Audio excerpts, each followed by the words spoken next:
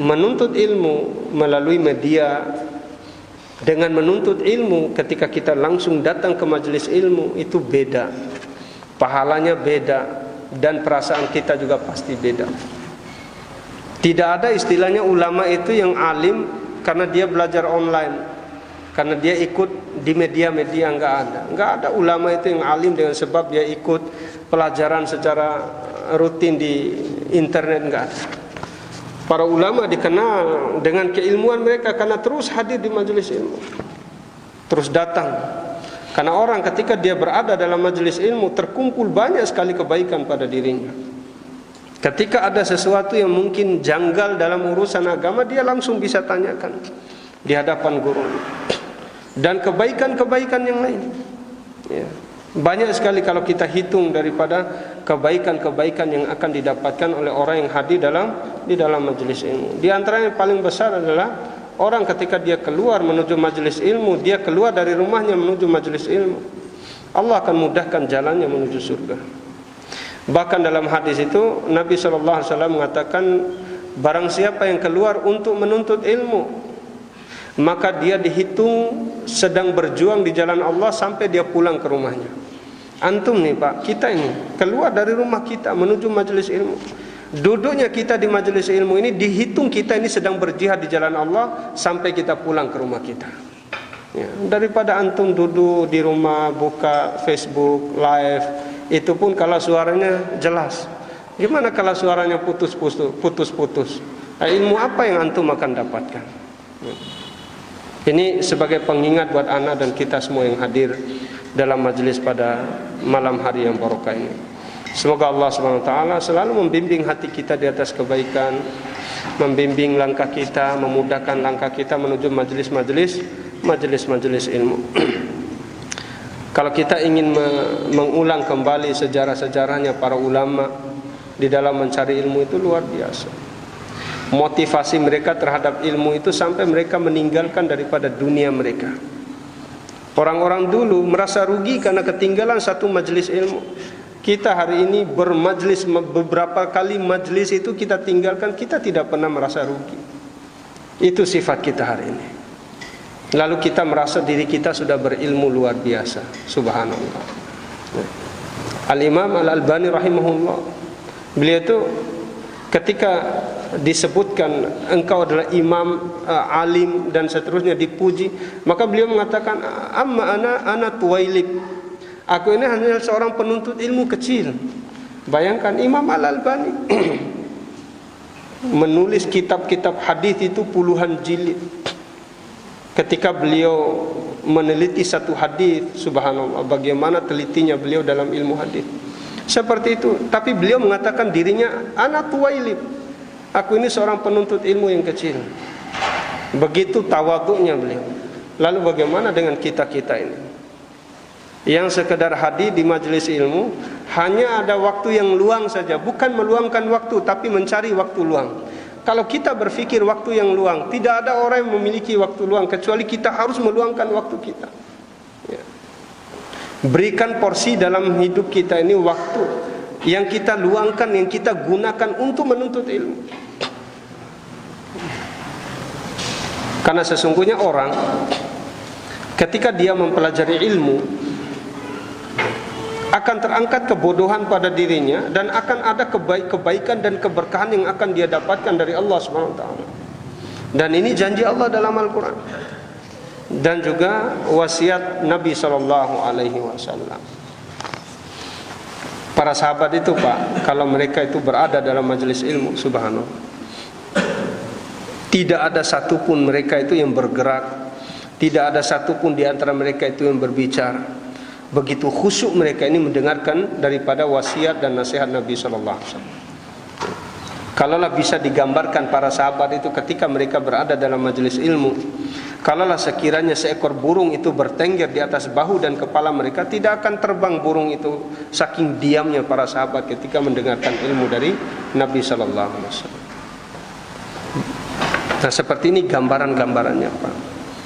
Dan tentunya mungkin sulit bagi kita untuk mendapatkan atau mengikuti sebagaimana apa yang sudah dilakukan oleh para ulama, para sahabat. Oleh karena itu kita perbanyak istighfar kepada Allah, ya. Memohon ampun kepada Allah Subhanahu wa taala atas setiap kekurangan-kekurangan kita. Baik, kita akan lanjutkan pembahasan kitab At-Tauhid Al-Muyassar. Pada pekan yang lalu kita telah membahas bab yang berkaitan dengan bab apa Pak? Pembahasan apa pekan lalu? Tabarruk. Apa artinya tabarruk? Ngalap berkah kata orang Jawa, ya. Ya, ngalap berkah. Kita sudah menyebutkan di antara bentuk-bentuk tabarruk yang masyru', yang diperbolehkan. Baik, pada malam hari ini kita akan lanjutkan macam tabarruk yang kedua. At-tabarruk al-mamnu', bentuk ngalap berkah yang diharamkan, yang dilarang dalam Islam.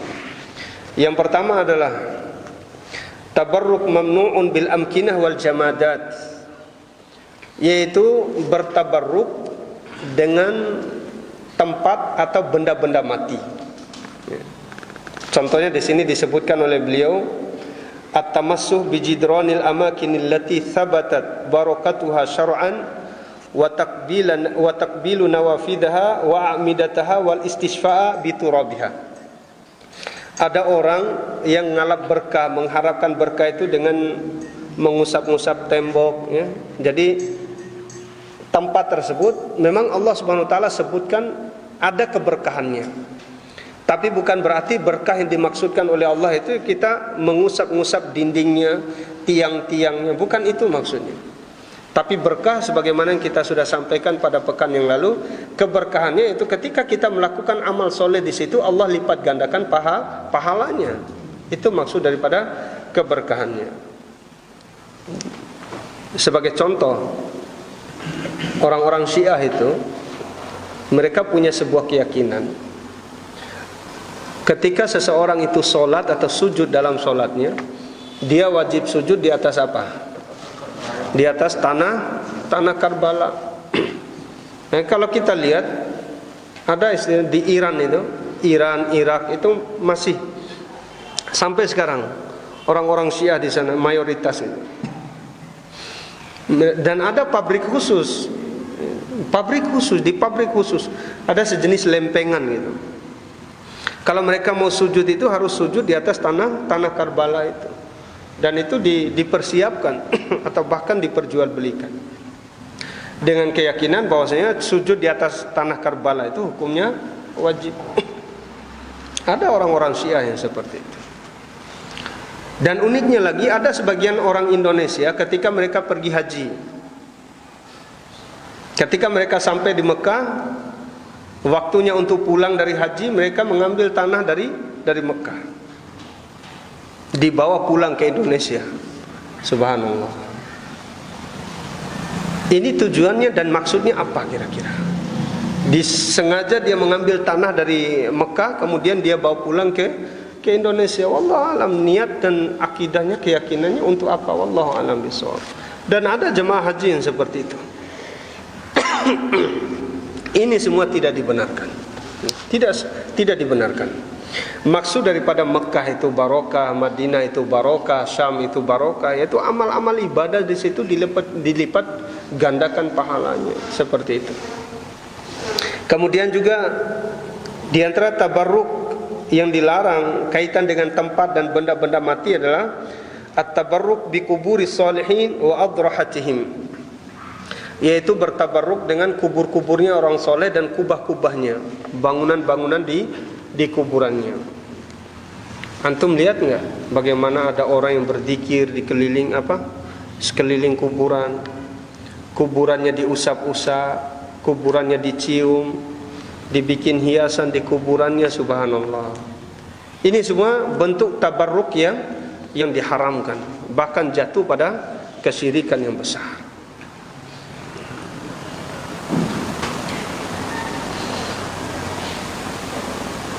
Kemudian tabarruk juga yang dilarang, seperti tabarruk di sisi kuburan Nabi SAW dengan mengusap-ngusap daripada terali besi yang menutupi daripada kuburan Nabi SAW.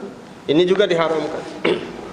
Maka kalau antum lihat di sana itu Pak, biasanya ada polisi syariat namanya di sana. Kalau sudah dikatakan haram berarti haram benar. Tidak boleh diusap-usap. Dan ada sebagian orang yang sengaja melemparkan kertas ke dalam kuburan itu. Nggak tahu isi kertas itu apa. Wallahualam, mungkin surat cinta atau apa gitu. Dilempar. Ini semua dilarang dalam Islam. Kemudian juga at-tabarruk bi amakin irtabatat bi ahdatsin tarikhiyah kama kana maulidihi sallallahu alaihi wasallam au ghor Hira au ghor Thaur. Ada juga orang bertabarruk dengan tempat, misalnya di situ Nabi SAW dilahirkan. Kemudian ada sebagian orang berkumpul di situ, ya, bertabarruk dengan tempat lahirnya Nabi SAW. Ini juga dilarang. Atau dia mengusap-ngusap batu yang ada di Gua Hira atau di Gua Thaur. Ini juga tidak benar. Tidak ada dalilnya yang menyuruh untuk bertabarruk di tempat-tempat seperti itu. Kemudian yang kedua, tabarruk mamnu bil azminah. Ada bentuk tabarruk yang dilarang kaitan dengan waktu. Ada orang yang mengharapkan keberkahan pada waktu-waktu yang memang dalam sejarah dan syariat itu disebutkan. Seperti hari lahirnya Nabi sallallahu alaihi wasallam, Maulid Nabi sallallahu alaihi wasallam. Kebanyakan orang merayakan untuk mendapatkan daripada keberkahan hari kelahiran Nabi SAW. Ini tidak benar. Dan tidak ada satupun dalil yang menyuruh untuk bertabaruk dengan hari lahirnya Nabi SAW. Bukan berarti kita kaum muslimin tidak bergembira dengan hari lahir. Wajib bagi kita untuk bergembira. Bahkan di antara kesempurnaan iman seseorang, dia harus percaya dan yakin bahwasanya Nabi Muhammad adalah Rasul yang terakhir. Pilihan Allah Subhanahu wa taala yang menyempurnakan seluruh syariat dengan risalah yang beliau bawa. Tapi bukan berarti dengan hadir dan lahirnya Nabi sallallahu alaihi wasallam lalu diperingati hari lahir beliau. Ini semua tidak benar. Di antaranya juga bertabarruk dengan malam Lailatul Isra wal Mi'raj. Dengan melakukan perayaan Isra dan Mi'raj. Padahal tujuan dan hikmah daripada kejadian Lailatul Isra wal Mi'raj itu apa kira-kira Pak? Hikmah yang terkandung di dalamnya.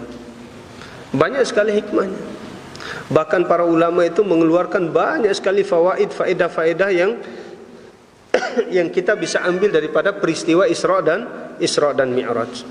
Apa artinya Isra, Pak? Apa artinya Isra? Perjalanan di malam hari. Mi'raj, naik. Kira-kira apa yang bisa antum ambil satu saja faedah dari peristiwa Isra dan Mi'raj? Allah itu di atas. Ini di antara hikmahnya. Rata-rata orang yang merayakan hari raya Isra dan Mi'raj, malam Isra dan Mi'raj, mereka tidak yakin Allah itu di atas, padahal mereka merayakan hari itu. Ini sebuah kekeliruan yang nyata. Di dalam acara tersebut dibacakan daripada kisah perjalanan Nabi menuju langit yang ketujuh. Tapi mengapa mereka tidak beriman dan percaya bahwasanya Allah itu di atas? Yang kedua, apa kira-kira faedah yang bisa kita ambil dari perayaan orang malam Lailatul Isra itu? Dalam malam Lailatul Isra, malam Isra itu Allah Subhanahu wa taala mengangkat Nabi Muhammad sallallahu alaihi wasallam ke langit, tujuannya untuk apa? Menerima ibadah salat. Untuk merayakan Lailatul Isra ramai manusia.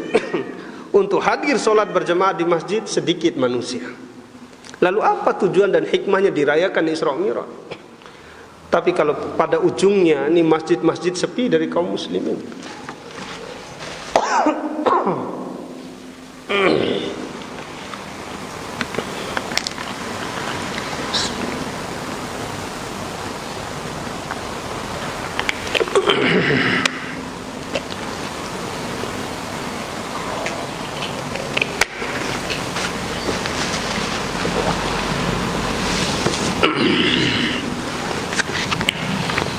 Baik. Makanya setelah kita menyebutkan di antara kekeliruan orang yaitu bertabaruk dengan merayakan Lailatul Isra, itu tidak ada satupun dalil yang membolehkannya. Hikmahnya sudah kita sebutkan tadi. Isra dan Mi'raj itu mengajarkan kepada kita tentang akidah yang benar. Isra dan Mi'raj itu mengajarkan kepada kita tentang ibadah solat, ibadah yang paling agung. Maksud dan tujuannya agar bagaimana supaya kaum muslimin ini menjaga solat-solat mereka. Maksud dan tujuannya adalah bagaimana supaya kaum muslimin ini memiliki akidah yang lurus tentang Allah Subhanahu wa taala. Sehingga ada sebagian orang yang mengatakan bahwasanya hadis yang menyatakan tentang seorang budak ketika dipanggil dan ditanya oleh Rasulullah, "Aina Allah?" di mana Allah? Budak ini mengatakan fis sama. Kemudian Nabi juga kembali mengatakan wa man ana. Kemudian siapa aku? Maka budak wanita mengatakan engkau adalah siapa? Utusan Allah. Maka Nabi mengatakan i'tiqha fa innaha mu'minah. Merdekakan dia, sesungguhnya dia seorang mukminah. Ada sebagian orang yang mengomentari bahwasanya hadis ini hadis yang lemah.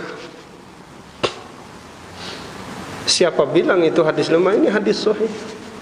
Disepakati kesahihannya. Maka dengan demikian ikhwati fillah, di antara bentuk-bentuk tabarruk terhadap waktu, yaitu di antaranya adalah Lailah an-nisfu min Sya'ban, yaitu malam nisfu Sya'ban, yaitu mengkhususkan ibadah pada malam nisfu Sya'ban. Ini juga tidak dibenarkan. Wa ayyam wa layali dzikra al-hawadits at-tarikhiyah, dan juga hari-hari atau malam-malam yang disebutkan dalam sejarah-sejarah akan peristiwa-peristiwa yang terjadi pada hari tersebut. Kemudian yang ketiga, tabarruk mamnu bidawati shalihin wa atharihim. Tabarruk yang dilarang yang berkaitan dengan zat orang-orang soleh maupun bekas-bekas orang-orang soleh, seperti air ludahnya Pak Kiai misalnya, gitu kan, atau sisa koboan Pak Kiai misal, gitu, seperti itu. Sebagaimana sudah kita sebutkan pada pekan yang lalu, ini semua tidak ada keberkahan di dalamnya. Ya. Yang ada keberkahan dalam fisiknya hanya Rasulullah Sallallahu Alaihi Wasallam. Itu pun dibatasi selama beliau masih hidup. Baik, ini dia di antara pembahasan yang berkaitan dengan tabarruk. Kita masuk pada pembahasan selanjutnya, at-tawassul. Tawassul. Apa itu tawassul? Menjadikan seseorang atau sesuatu sebagai perantara yang bisa mendekatkan kita pada sesuatu tersebut. Misalnya ada orang, bagaimana supaya dia bisa masuk pada sebuah instansi, maka dia mendekati seorang relasi atau teman dekatnya, bagaimana supaya dia bisa diterima di tempat kerja tersebut. Maka dia menjadikan teman dekatnya sebagai tawassul atau wasilah. Secara istilah, tawassul adalah ittikhadhu sababun masyru'un yuqarribu ila Allah Ta'ala, yaitu menjadikan sebab-sebab yang disyariatkan, yang dengan amalan yang disyariatkan tersebut menjadikan dia dekat kepada Allah Subhanahu wa taala. Ini tawassul, Pak. Dan pembagian tawassul ini ada dua. Ada namanya tawassul masyru', dan yang kedua adalah tawassul mamnu'. Tawassul yang sifatnya disyariatkan dan tawassul yang tidak diperbolehkan. Tawassul yang dimasyru'kan ada beberapa macam. Misalnya yang pertama,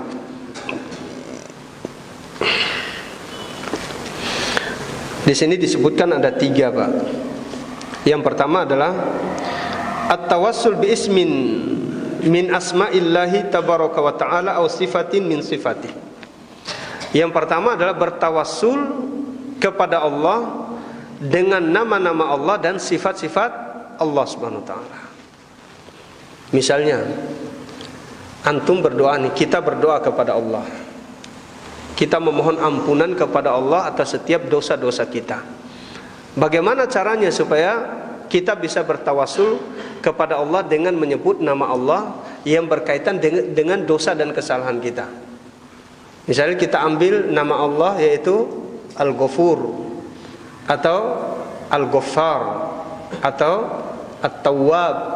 Ini semua artinya Maha Pengampun. Lalu bagaimana cara kita mengaplikasikan dalam doa? Contoh, Allahumma, misalnya dalam kita baca di malam-malam 10 terakhir Ramadan itu apa doanya, Pak?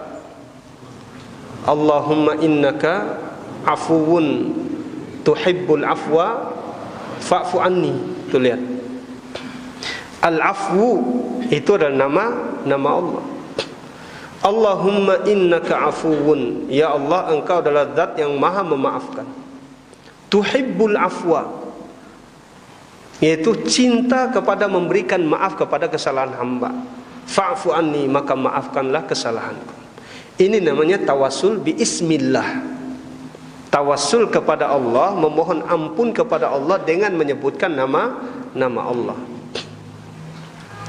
Allahumma anta al-Ghaffar ighfirli, misal. Ya Allah, engkau adalah Rabb yang maha mengampuni, maka ampunilah kesalahanku. Ini tawasul dengan nama Allah. Allahumma ya Razzaq urzuqni, ya Allah engkau adalah Rabb yang maha memberikan rizki, berikanlah kepadaku rizki. Apalagi kira-kira, Pak? Ya Rahman irhamni, ya Allah engkau adalah Rabb yang maha pengasih, kasihanilah aku. Dan seterusnya.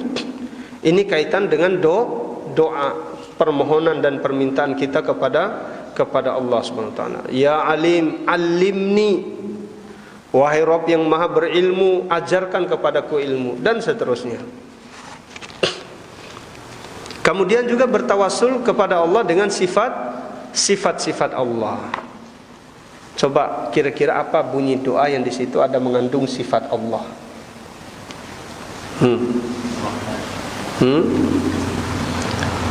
Apa kaedahnya? Setiap nama Allah pasti mengandung sifat Allah, dan tidak semua sifat Allah mengandung nama Allah. Misalnya nama Allah Al-Qawi, Zat yang maha kuat. Berarti Allah memiliki sifat yaitu kuat. Allah Subhanahu wa taala punya sifat yaitu makar.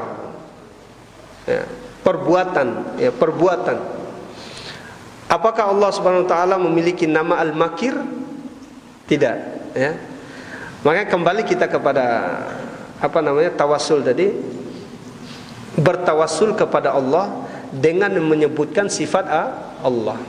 Misalnya kita mengucapkan ucapan la haula wala quwwata illa billah. Ini bertawasul kepada Allah dengan menyebutkan sifat Allah. Artinya memohon kekuatan, daya kepada Allah. Ya. Tidak ada yang kuat, tidak ada yang sanggup, tidak ada yang mampu kecuali kekuatan dari Allah Subhanahu wa taala. Kita minta kepada Allah. Kemudian yang kedua, at-tawassul bi amalin shalih qama bihi da'i. Yaitu bertawassul kepada Allah dengan melakukan amal soleh yang disebutkan oleh orang ketika dia berdoa. Antum masih ingat kisah 3 orang yang terkepung atau yang di dalam gua itu? Mereka semua bertawassul dengan apa itu? Bertawassul dengan amal solehnya. Yang pertama, dia bertawassul kepada Allah dengan birrul walidain, dengan baktinya dia kepada kedua orang tuanya. Seorang laki-laki yang lebih mendahulukan kedua orang tuanya daripada istri dan anak-anaknya. Kalau sekarang kita beda, Pak. Suami lebih mendahulukan istri dan anak-anaknya daripada orang tuanya. Keliru besar ini, Pak. Ya. Maka kalau kita ini mau dimudahkan urusan kita oleh Allah, dikeluarkan oleh Allah dari kesulitan hidup, dahulukan bakti kita kepada kedua orang tua, baru kita berbuat baik kepada istri dan anak-anak kita. Ini orang pertama ini dia sebutkan apa? Birrul walidain. Seorang laki-laki pengumpul kayu bakar yang biasanya dia memerah susu kambing. Setiap dia pulang ke rumahnya sore hari, dia pasti membawa susu kambing sama kayu bakar. Tapi qadarullah, suatu ketika dia terlambat pulang ke rumahnya. Ternyata didapati orang tuanya telah tidur. Akhirnya satu malam suntuk dia pegang itu susu kambing. Istri dan anak-anaknya nangis minta minum air susu itu, tapi enggak dikasih sama suaminya. Karena yang dia dahulukan adalah birrul walidain. Dia berdoa kepada Allah dengan menyebutkan kebaikannya tersebut. Ya, seakan-akan, ya Allah, aku telah melakukan birrul walidain kepada kedua orang tuaku, ikhlas karena Engkau ya Allah. Keluarkanlah kami dari tempat ini. Ternyata dengan sebab birrul walidain dibukakan pintu tersebut sedikit, digeser daripada batu yang menutup pintu gua tersebut. Yang kedua, ada yang bertawasul dengan apa? Karena dia menghindarkan dirinya dari perbuatan zina. Ini musibah yang paling besar. Petaka yang paling sulit dihindari oleh seorang laki-laki ketika dia berdua-duaan dengan wanita. Kenapa? Karena yang ketiganya adalah syaitan. Sekelas Nabi Yusuf saja, kalaulah bukan karena petunjuk Allah Subhanahu wa taala, ada keinginan untuk melakukan hal tersebut. Laula ra'a burhan rabbi. Kalaulah bukan karena Nabi Yusuf itu melihat petunjuk Allah. Oh, ini kesalahan ini, saya harus menghindar. Wajar seorang laki-laki. Apalagi di situ dia hanya bersama seorang wanita. Tidak ada orang ketiga selain syaitan. Jadi peluang untuk melakukan keburukan itu begitu kuat. Tapi lihat, ini ujian. Seorang laki-laki yang disebutkan dalam hadis yang kedua tadi, laki-laki yang kedua tadi, dia benar-benar sudah berada di atas tubuh wanita tersebut. Sekuat-kuatnya iman orang sekarang susah kalau seperti itu, Pak. Ya. Ini ujian. Seorang wanita mengatakan ittaqillah, takut kamu kepada Allah, gemetar tubuhnya. Yang kedua, dia lepaskan wanita itu bersama sejumlah uang yang begitu banyak, padahal dia bisa untuk melakukannya. Dia meninggalkannya karena takut kepada Allah. Allah geser sedikit pintu gua tersebut. Yang ketiga siapa? Yaitu orang yang menepati janjinya. Ya ayyuhalladzina amanu aufu bil uqud. Wahai orang-orang beriman, penuhilah janji-janji kalian. Ada seorang majikan, dia punya bawahan pembantu. Yang namanya bawahan biasanya digaji setiap bulannya, pasti ada gajinya. Suatu ketika dia, bawahannya ini pergi, pembantunya ini pergi, tapi dia belum sempat mengambil daripada upahnya, gaji. Dan dia pergi dalam waktu yang lama. Nah, majikan yang paham tentang agama ini, yang paham tentang Allah Subhanahu wa taala, yang paham tentang kewajiban untuk menunaikan hak-hak bawahannya, dia ganti upah ini dengan seekor kambing yang bunting, kemudian melahirkan beranak pinak sampai satu lembah.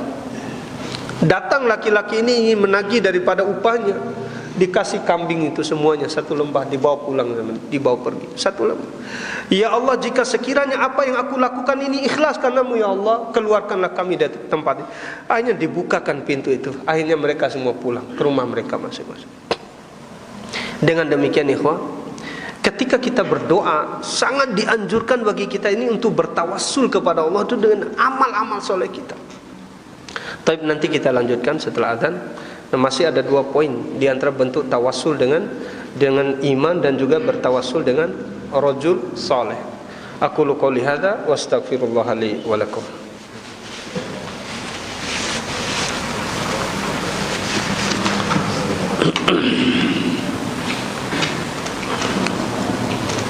Bismillah.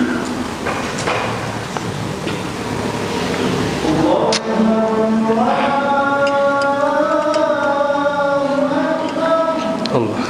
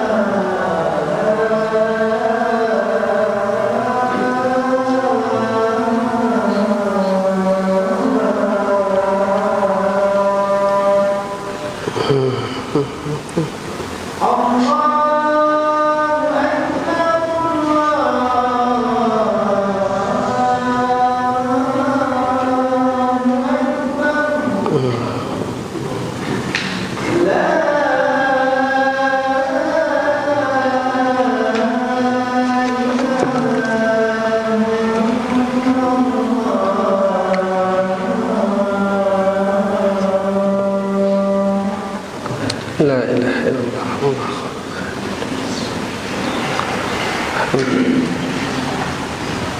Allah summa.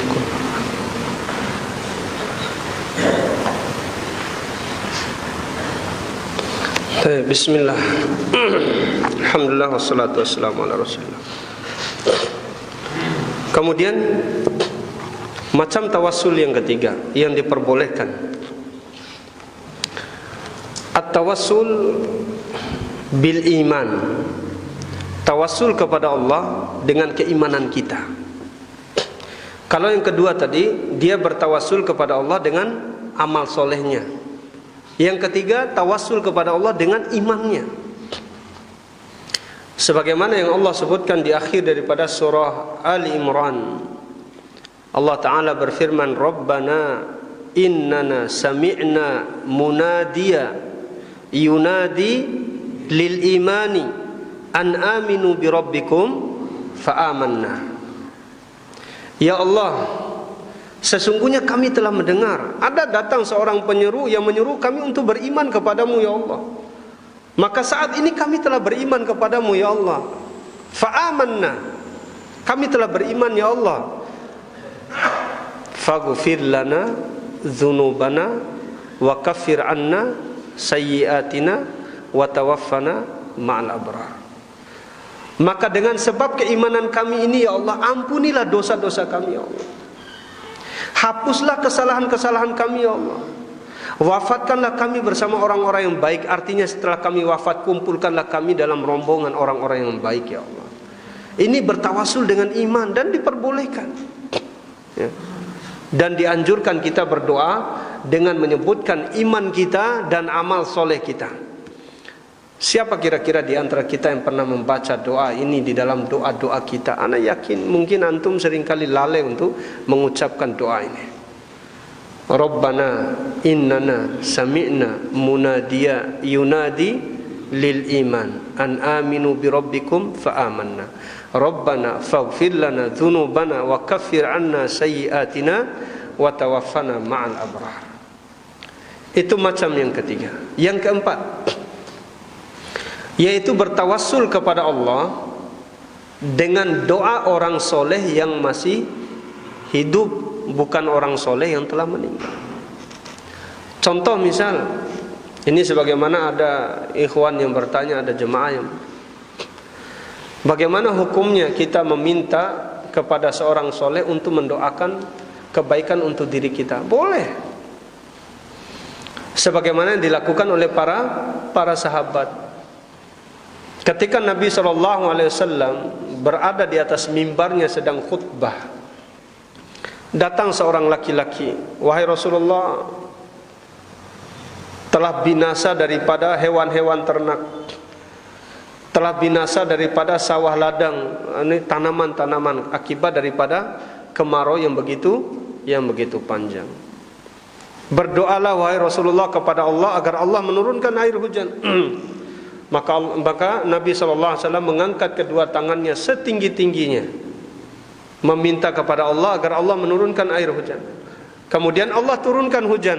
Dalam hadis itu disebutkan selama 6 hari atau 7 hari. Selama 1 pekan hujan turun terus. Nah, saking lamanya hujan ini sampai 6-7 hari, akhirnya hewan-hewan tadi itu terbawa oleh banjir. Tanaman-tanaman hancur. Datang lagi lelaki yang sama ini kepada Rasulullah. Ketika Rasulullah dalam posisi seperti itu, wahai Rasulullah, halakatil amwal, telah hancur daripada harta-harta yang dibawa oleh banjir. Demikian juga tanaman-tanaman. Kelaparan daripada tanggungan-tanggungan kami, ini istri-istri dan anak-anak kami. Doalah kepada Allah agar Allah Subhanahu wa taala menahan air hujan. Kemudian Nabi mengangkat tangannya meminta kepada Allah agar Allah menahan air hujan, berhenti hujan pada saat itu juga. Ini namanya bertawassul kepada, bertawassul melalui laki-laki soleh yang masih hidup. Dalam hadis ini yaitu Nabi SAW. Setelah Nabi SAW wafat, apa yang dilakukan oleh para sahabat? Apakah para sahabat itu pergi ke kuburan Nabi bertawassul kepada Nabi? Tidak. Ketika terjadi kemarau panjang pada zamannya Umar ibn Khattab, pada zaman khalifahnya Umar ibn Khattab, terjadi kemarau yang sangat panjang. Apa yang dilakukan oleh Umar? Umar mendatangi paman Rasulullah. Siapa pamannya Rasulullah yang masih hidup pada saat itu? Yaitu Al-Abbas ibnu Abdul Muttalib. Didatangi pamannya Rasulullah. Wahai Al-Abbas, sesungguhnya kami dahulu ketika Rasulullah hidup, kami mendatangi Rasulullah untuk meminta kepada Allah supaya Rasulullah berdoa kepada Allah agar Allah menurunkan hujan. Nah sekarang Rasulullah telah wafat, kami mendatangi engkau wahai Al-Abbas, hendaknya engkau meminta dan berdoa kepada Allah agar Allah Subhanahu wa taala menurunkan air hujan. Kemudian Al-Abbas pun berdoa dan Allah Subhanahu wa taala mengijabahi doa pamannya Rasulullah. Allah turunkan air hujan. Lalu mengapa Umar bin Khattab tidak langsung meminta langsung kepada Allah? Padahal beliau adalah seorang Amirul Mukminin, Khalifatur Rasul. Pertanyaannya, kenapa beliau tidak langsung berdoa kepada Allah? Karena masih ada orang yang dekat nasabnya dengan Rasulullah. Sudah begitu beliau adalah paman Rasulullah yang beriman kepada risalah yang dibawa oleh Rasulullah sallallahu alaihi wasallam, dan dikenal juga dengan kesolehannya. Maka dari dalil ini ikhwah, kita bisa mengambil kesimpulan bahwasanya bertawassul kepada orang yang soleh itu syaratnya dia harus masih hidup. Dan tawassul yang dimaksud di sini adalah kita minta kepada orang tersebut untuk mendoakan kebaikan untuk diri kita. Seperti itu yang dimaksud dengan tawassul. Tapi kalau tawassul menurut orang-orang sufi, apa kira-kira maksud tawassul menurut orang sufi? Tawassul menurut orang sufi adalah sebagaimana yang difirmankan oleh Allah Subhanahu wa taala. Ma na'buduhum illa liyuqarribuna ilallahi zulfa. Kami tidak menyembahnya, hanya saja kami menginginkan melalui perantara mereka ini, kita ini semakin didekatkan kepada Allah Subhanahu wa taala. Ini adalah bentuk tawassul yang salah. Ini dia ikhwah, di antara tawassul yang dimasyru'kan, yang diperbolehkan. Yang pertama apa tadi? Tawassul kepada Allah dengan menyebut nama-namanya dan sifat Allah. Yang kedua, tawassul dengan menyebutkan amal soleh kita. Yang ketiga adalah tawassul dengan keimanan kita. Kemudian yang keempat, tawassul dengan doanya orang-orang soleh yang masih hidup. Oleh karena itu datang bantahan dalam Al-Quran. Antum bisa lihat di surah Al-Isra itu ayat 56 dan 57. Kaitan dengan praktek tawassul yang salah yang dilakukan oleh sebagian kaum muslimin. Coba kita lihat di ayat itu. Qul ud'ul ladzina za'amtum min dunihi fala yamlikuna kashfa ad-durri 'ankum wala tahwila. Ulaika alladzina yad'un yabtaguna ila rabbihimul wasilata ayyuhum aqrab wa yarjuna rahmatahu wa yakhafuna 'adzabah inna 'adzaba rabbika kana mahdzura. Ya. Katakanlah wahai Muhammad, serulah oleh kalian orang-orang yang kalian anggap mereka itu sebagai makhluk yang bisa mengeluarkan kalian dari kesempitan, dari kemudaratan, atau yang merubah kemudaratan itu hingga memberikan kepada kalian manfaat. Mereka yang kalian seru kepada selain Allah, yaitu orang-orang soleh yang telah meninggal dunia, wali-wali Allah, kekasih-kekasih Allah yang telah meninggal dunia. Ulaika alladzina yad'una yabtaguna ila rabbihimul wasilah ayyuhum aqrab. Orang yang kalian seru yang telah mati itu, mereka semasa hidupnya berlomba-lomba untuk bertaqarrub kepada Allah dengan amal-amal soleh mereka. Tawassul artinya taqarrub. Itu. Biar antum bisa paham maksud daripada tawassul. Tawassul itu artinya taqarrub, sehingga kita bisa lebih dekat lagi kepada rahmat dan ampunan Allah Subhanahu wa taala. Bagaimana cara kita supaya kita dekat dengan Allah, lebih dekat, lebih tinggi kedudukan di sisi Allah, yaitu dengan mendekatkan diri kepada Allah dengan amal-amal ketaatan dan menjauhkan diri kita dari amal-amal keburukan. Maka dengan demikian disebutkan ciri-ciri orang yang soleh itu adalah yarjuna rahmatahu wa yakhafuna adzabah. Mereka mengharapkan rahmat dan ampunan Allah, dan mereka itu takut terhadap azab Allah Subhanahu wa taala. Oleh karena itu keliru kita meminta kepada orang-orang yang mana orang-orang yang telah mati ini selama hidupnya saja mereka berlomba-lomba di atas kebaikan supaya mendapatkan rahmat Allah karena takut terhadap azab Allah. Nah, mestinya kita juga yang masih hidup ini berlomba-lomba juga bertawassul kepada Allah dengan amal-amal soleh kita. Ya. Mendekatkan diri kepada Allah dengan melakukan amal ketaatan. Dengan cara tersebut Allah Subhanahu wa taala memberikan rahmat kepada kita. Nah, itu maksud daripada tawassul, yaitu taqarrub, ya, taqarrub. Dengan kita bertawassul kepada Allah dengan amal-amal soleh kita, menjadikan kita lebih dekat kepada Allah Subhanahu wa taala. Kemudian at-tawassul al-mamnu', tawassul yang dilarang. At-tawassul bi ghairil umuri tsalatsati al-madhkurati fi at-tawassul al-masyru' wa min dzalik. Jadi tawassul yang dilarang itu lawan daripada tiga hal yang sudah kita sebutkan di atas. Selain dari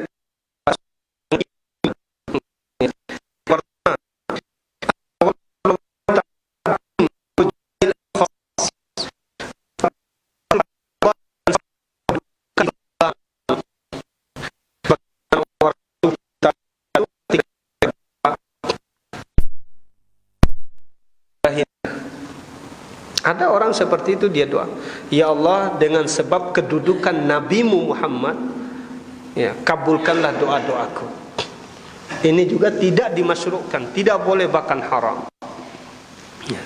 Tidak ada satupun dalil yang menyuruh kita untuk berdoa dengan menyebutkan kedudukan person-person. Ya. Apalagi sampai kita menyebutkan nama-nama wali kutub misalnya, atau orang-orang sufi itu misalnya meminta kepada Syekh Abdul Qadir Al-Jailani dan yang semisalnya. Ya. Bihaqqi Syekh Abdul Qadir Al-Jailani angkidni, ya Allah, dengan hak dan kedudukan Syekh Abdul Qadir Al-Jailani, selamatkanlah aku. Ini diharamkan, bahkan jatuh pada kesyirikan. Yang kedua, ad-du'a wan nadar lil auliya'i was sholihin. Berdoa dan bernadar untuk wali-wali dan orang-orang soleh. Ini dia menyebutkan dalam doanya dengan menyebutkan wali-wali atau orang-orang soleh. Yang ketiga, adzabhu li arwahil awliya wal uquf haula kuburihim. Ini yang sering kita dapati dan banyak sekali, ya, kaum muslimin, ya, di antara kaum muslimin yang melakukan hal seperti ini. Sengaja dia mendatangi kuburan ini Syekh fulan, tujuannya untuk menyembelih, kemudian duduk-duduk di situ. Ini semua diharamkan dalam Islam. Bahkan membuat seseorang itu bisa jatuh pada perbuatan syirik. Taib, ini dia di antara pembahasan kita pada malam hari ini, yaitu bab yang berkaitan dengan tabarruk dan juga bab yang berkaitan dengan tawassul. Wallahu a'lam bishawab. Ini dia yang bisa saya sampaikan. Segala kebenaran itu datang dari Allah Subhanahu wa taala, dan bila ada kekeliruan dari apa yang ana sampaikan, ana mohon maaf dan kita mohon ampun pada Allah Subhanahu wa taala.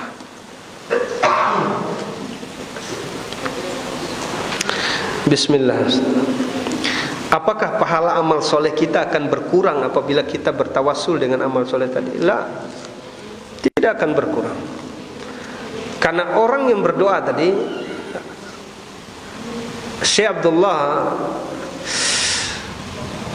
Wahab Al-Qahtani rahimahullah, dalam kitab beliau Nurul Huda, beliau mencantumkan hadis ini dalam kitab bab Al-Ikhlas, yaitu di antara sebab orang itu dikeluarkan dari kesulitan hidup, yaitu orang yang ikhlas di dalam beramal. Jadi bab hadis tadi, Pak, dia masuk pada bab ikhlas. Jadi ketika dia melakukan amal tadi ikhlas karena Allah Subhanahu wa taala, perhatikan, yang namanya ikhlas, yang namanya amal yang ikhlas, besar daripada kemungkinan amal itu diterima oleh Allah Subhanahu wa taala, dan tidak akan berpengaruh dengan amal kita tadi ketika kita sebutkan amal tersebut dalam doa-doa kita. Jadi yang kita lakukan adalah melakukan seperti apa yang dilakukan oleh orang-orang soleh yang disebutkan oleh Nabi dalam hadis tersebut, dan tidak ada kaitan sama sekali dengan pahala dari amal soleh yang sudah kita lakukan. Bukan berarti kita mengungkit-ungkit amal, bukan itu maksudnya. Orang-orang yang mengungkit-ungkit amal itu maksudnya adalah orang yang melakukan amal kepada orang lain, kemudian ketika dia melihat sesuatu yang tidak dia suka dari orang tersebut, kemudian dia ungkit-ungkit kebaikan yang pernah dia lakukan kepada orang tersebut. Ini yang dilarang. Ini namanya al-man, ya, mengungkit-ungkit kebaikan, dan hal seperti ini dapat membatalkan pahala kebaikan. Wallahu a'lam bishawab. Kita tutup dengan doa kafaratul majlis. Subhanakallahumma bihamdika asyhadu an la ilaha illa anta astaghfiruka wa atubu ilaik. Assalamualaikum warahmatullahi wabarakatuh.